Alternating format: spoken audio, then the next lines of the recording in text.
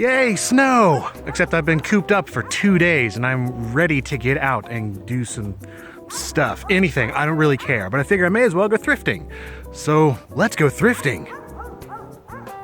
Shut up, dog. I'm not bothering you.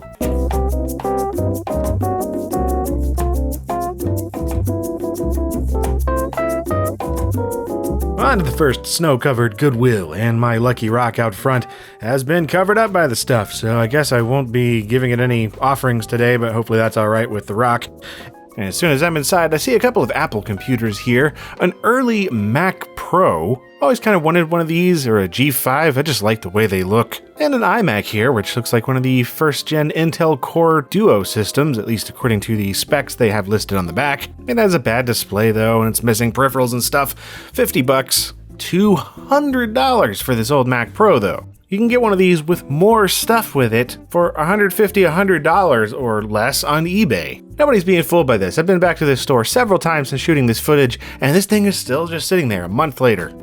Down below, though, I did find something much more of interest to me, and that was this old keyboard. I always look out for any keyboards without Windows keys, and this is an old Packard Bell board. And actually, looking on the back, it's even older than I thought. AT only. This has one of those big old DIN connectors on the back. Awesome, definitely buying this. I also had a couple of these little Dell computers. Something like this for $10 actually was kind of tempting because, it seems like it'd be a fun project. Just need to add RAM and a hard disk and, operating system. That's easy enough, really. But yeah, it's a small little compact thing. And I guess somebody else thought the same thing because I went back the next day and they were gone. Over in the shelves, I ran across this little thing. I saw piano keys. I'm like, what the heck is this?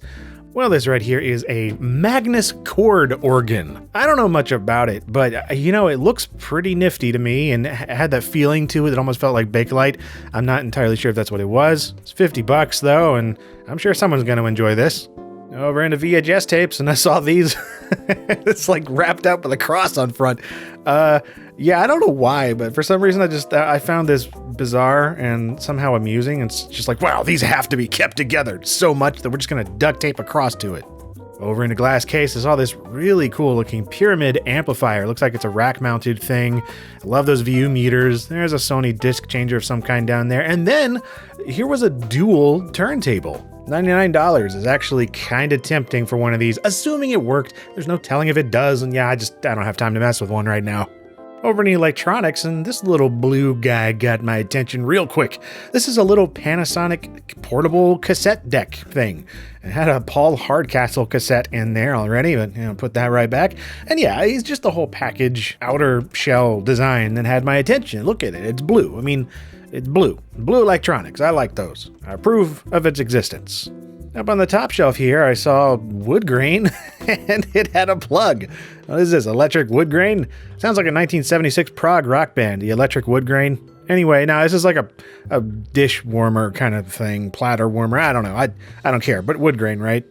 And then look at this beast. Holy nuts. So this is a model 6x6 opaque projector by C-Rite. What a cool look this thing had. This is like one of those things that if you dropped it a couple of feet, it'd probably be a megaton explosion. This is just, it's a monster. I just like the way it looks. And as I was about to leave, I happened to notice this little TIAC down here, and this is a graphic equalizer, a GE20 model. Lovely switches, lovely knobs. Actually, it's missing one knob, but the aesthetic of this is awesome. I've kind of wanted a graphic equalizer like this. The price was a little more than I would expect to pay at Goodwill, $80, but you know what, screw it. They go for more than that online. I'm just gonna get it. All right, got another snowy Goodwill here. Them being covered in snow just really makes me happy. And over in the media section, I saw a Super Nintendo game. We've got Pitfall, the Mayan Adventure, just a loose cartridge. Don't need it, already have it. It was a Fisherman's Bass Club game for the PS2. I don't care. And some World Championship Paintball. I don't care. And over in the CDs, I noticed something quite familiar. Hey, look, it's Hurl for MS-DOS. One of the earliest PC games that I actually covered on LGR many years ago. This is quite the experience indeed. Down below there was a stack of PlayStation 1 games that I saw an employee just plop down before I got in here. There's some pro pinball stuff here, some of those age tech, like generic sports games, and some other cool things in here that I don't have, actually. All-Star Slam and D-Ball. some stuff, right? So I actually went through here and picked up several, and I'll show you what I got at the end of the video. So at first in this stack, I saw Battlefield 2, but then I saw everything else around it, and what? It's all L. Ron Hubbard Scientology like speeches and like panels or something. Just a ton of them. Why are there so many? Then again, why Scientology? You can just leave it there. Hey, do you need some grass in a box? Some fake grass in a box? Goodwill has some fake grass in a box if you need it. There's 2 of them. Wow, there's a lot of VHS tapes, and hey, a couple Sega Genesis games. I love when I find these mixed in with VHSs. Miss Pac-Man here. I actually did not have this. This is a Tengen game. And I have Thunder Force 2. Didn't have this either. And it's all in there, which is awesome. In good shape. Definitely grabbing these for a couple bucks each. Getting over near the electronics, and it's a little flippy number clock. Yes, I love flip clocks. Just the look of them, the feel of them, the sound of them, the little sound that you get and the feel through the knob. Oh, these are great. I'm not going to get this one, but I like them. I also like the look of this too. There's a little record player down here, a couple speakers to go along with it. It's a brand I'm not really familiar with, Lloyd's. Pretty spiffy looking piece of old tech though, I gotta say. I quite like that. I like it when you can see the turntable elevated on top of a block of wood. Like that though. And these little knobs, it smelled like smoke or whatever, but it's decent little knobs. I'm sure someone's going to enjoy this turntable if they grab it. They also had this Polaroid autofocus 600 land camera here. Yes, this is a classic Polaroid. I would have picked this up for my brother, but I know he has one. He's got to have one. But yeah, $5. Yeah, don't go to Urban Outfitters and wherever. Goodwill, man. I find Polaroids quite often. I just like the look of this one. Down below that, hey, check out this. This is a car phone, I guess, or a shoulder phone. I don't know, just playing Yakuza 0, and there's like a shoulder phone mission in there. But anyway, that's pretty neat. Don't see these very often. Oh my, check out this toaster. That mixture of everything going on. That's an aesthetic I could go for if I needed a toaster. All right, got another snowy Goodwill, not too far away from the last one. And as soon as I'm inside, I noticed Diablo just sitting down right there. It's the Game of the Year, like re-release sort of thing. It's like a cheaper box than the original release. You can see it was originally sold for like $20. And yeah, I don't need this. I have the very first edition box and it's much better. Still though, $3. That's gonna make someone happy. Hey, what is this organ thing? More importantly, what is this? It's a little tape recorder. That is interesting. Not only is it looking cool, but it's hooked up to the bottom of the organ there. All these little dangly bits hanging out. I just really like this tape player. Those Bell & Howell, nice buttons, lovely wood grain. A couple of recliners over here, and I saw this message on there. Please do not disturb meditation in process until 11 a.m. I guess these are meditative recliners, man. Don't bother them. I'm just going to walk away. Oh man, look at this lonely little kitchen scale. Not only does it have the faux wood going on, but it's just got a really cool little, sensitive wheel going in the middle there. Much more interesting than those boring digital ones we have today, if you ask me. Over in the diagonal pillows, I found a Sidewinder Precision 2. And I'm like, okay. But wait a second. It's like new in the box. Like seriously, still wrapped up in the plastic. Everything's in there. That is pretty neat. Not a joystick that I'm really interested in though. For $12, I guess that's not a bad price, but yeah, I don't know. It's a little too modern for my taste. All right, got another snowy Goodwill. It's waltzed right inside and got out of this snow. And right inside on this shelf here, I saw these Panasonic, there's a DVD CD player and a receiver, but with this mirror finish and the aesthetic, it really reminds me of the Panasonic Q, the GameCube thingy that there was a Japanese exclusive, and it looks really similar to this. I've actually got one, it doesn't work, but yeah, seeing these two made me wonder if this is like in the same series or something, but just maybe over here in the US. I don't know. Over near the pants, there was a couple of baskets of mainly Xbox sports games. That's interesting. A couple other things tossed in here too, some PS2 stuff, but like mostly sports games. I did, however, find one title in all of these that I was somewhat interested in. That's Rally Sport Challenge. I mostly missed out on Xbox exclusives back in the day. Hey, now this is something I wish my barber would use. It's a wood grain clad electric clippers. That is just, man, my aesthetic. Hey, what is this, a Trapper Keeper? Yes, it is.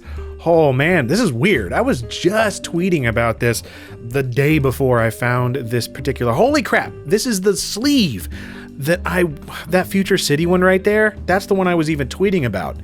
Had one of these back in the day, and I really liked getting those little folders and sleeves and stuff for them. That weird 90s 3D art, man. Well, looks like they got a copy of TurboCAD Designer 2D/3D 9.1 is something that I don't care about, so I'm putting it back.